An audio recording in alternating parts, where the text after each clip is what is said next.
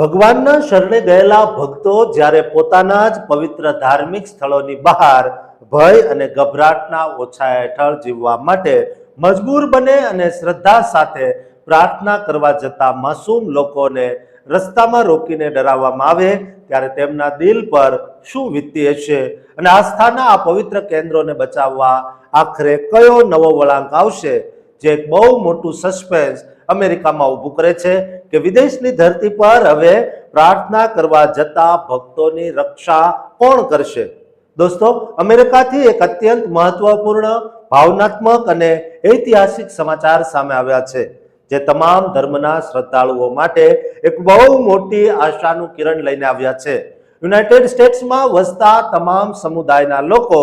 કોઈ પણ પ્રકારના ડર, ભય કે સંકોચ વગર પોતાના આસ્થાના કેન્દ્રો પર જઈ શકે અને ત્યાં શાંતિથી પ્રભુ ભક્તિ કરી શકે તેવા ઉમદા હેતુથી વોશિંગ્ટન ડીસીમાં કોંગ્રેસમેન ટોમ સુઓજી અને કોંગ્રેસમેન મેક્સ મિલર દ્વારા સંયુક્ત રીતે સેક્રેડ એક્ટ નામનું એક નવું અને ક્રાંતિકારી દ્વિપક્ષીય બિલ રજૂ કરવામાં આવ્યું છે. વાસ્તવમાં છેલ્લા કેટલાક સમયથી અમેરિકાભરમાં હિન્દુ મંદિરો, સિનેગોગ,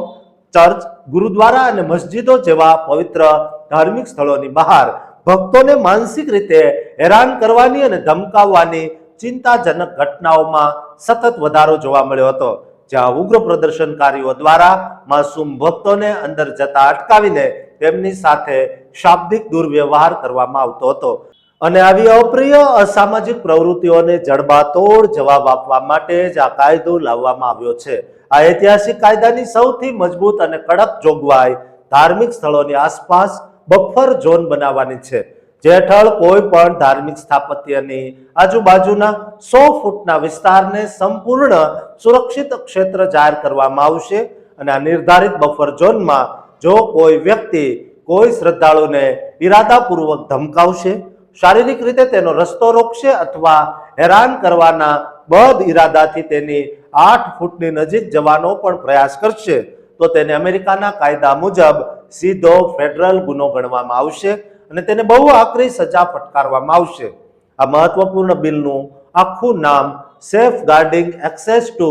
congregation and religious establishment from dispersion રાખવામાં આવ્યું છે, જેને અમેરિકાના વિવિધ ધાર્મિક સંગઠનોએ ખુલ્લા દિલથી આવકાર્યું છે અને ખાસ કરીને ત્યાં વસતા ભારતીય અને હિન્દુ સમાજના પરિવારો માટે આ બહુ જ મોટા રાહતના સમાચાર સાબિત થયા છે. આ બિલની ગંભીરતા અને ભક્તોની સુરક્ષાની જરૂરિયાતને જોઈને પ્રખ્યાત સ્વામિનારાયણ સંસ્થા BAPS દ્વારા હિન્દુ અમેરિકન ફાઉન્ડેશન અને યુનાઇટેડ સિખ્સ જેવી અગ્રણી વૈશ્વિક સંસ્થાઓએ આ કાયદાને પોતાનું સત્તાવાર અને પૂર્ણ સમર્થન જાહેર કર્યું છે. આ સાથે જ વિવિધ પ્રતિષ્ઠિત યહૂદી અને મુસ્લિમ સંગઠનો જેવા કે ADL, AJC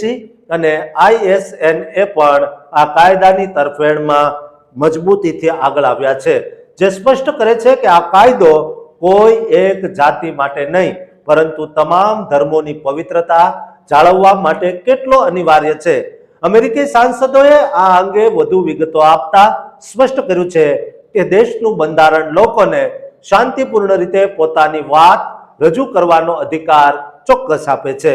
પરંતુ તે અધિકાર કોઈને પણ અન્ય વ્યક્તિની ધાર્મિક આસ્થાને ઠેસ પહોંચાડવાની કે ભક્તોના મનમાં ભય પેદા કરવાની છૂટ ક્યારેય આપી શકે નહીં. આ કાયદો સંપૂર્ણપણે લાગુ થવાથી અમેરિકામાં ધાર્મિક સહિષ્ણુતા, ભાઈચારો અને કાયદાનું શાસન અગાઉ કરતા ઘણું વધારે મજબૂત બનશે, જેનાથી દરેક વિદેશી અને સ્થાનિક નાગરિક પોતાની પરંપરા અને ધર્મનું ગૌરવભેર શાંતિથી અને સંપૂર્ણ સુરક્ષિત વાતાવરણમાં પાલન કરી શકશે. દોસ્તો, BAPS સ્વામિનારાયણ સંસ્થા દ્વારા